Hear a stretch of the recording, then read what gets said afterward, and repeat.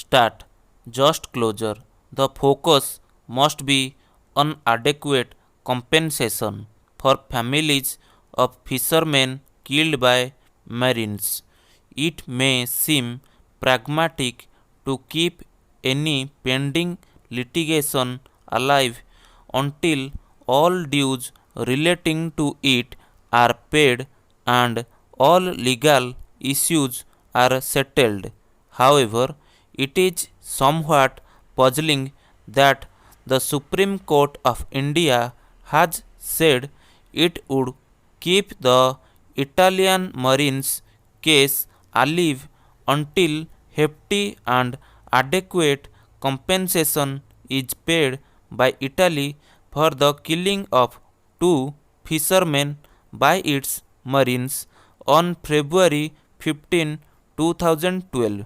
The court has indicated that it would not allow the closure of the trial until such compensation is paid, and it has ordered that the families of the victims be heard on this matter. Once the Union government has declared that it would abide by the ruling of the Permanent Court of Arbitration (PCA) at The Hague, which granted immunity to the Marines and favored Italy as the appropriate jurisdiction where they could be tried for the crime. It does not seem proper to delay the process of bringing closure to the matter. For one thing, the PCA, an arbitral tribunal that adjudicates disputes under the United Nations Convention on the Law of the Sea (UNCLOS), has itself ruled that India is entitled to compensation for loss of life, physical harm, material damage to property, and moral harm suffered by the captain and crew members of St. Anthony, the fishing vessel involved, and mandated negotiations on the quantum. Second, it hardly needs emphasis that the pendency of the matter in court should not become a bargaining point that delays the reaching of a fair settlement. Continuing hearings may also be seen as India being reluctant to seize all criminal proceedings against the Marines as per the ruling.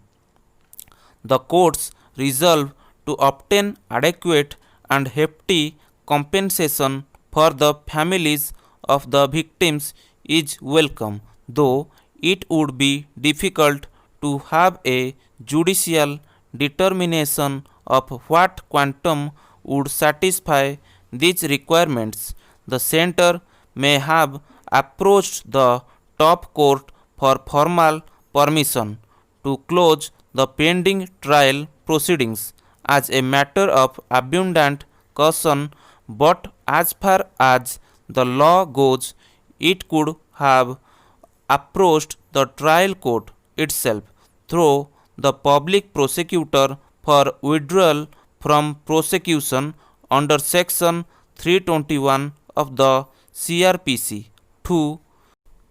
Many legal tangles have already caused enough diplomatic rupture in the progression in the Enrica Lexi St. Anthony case since 2012.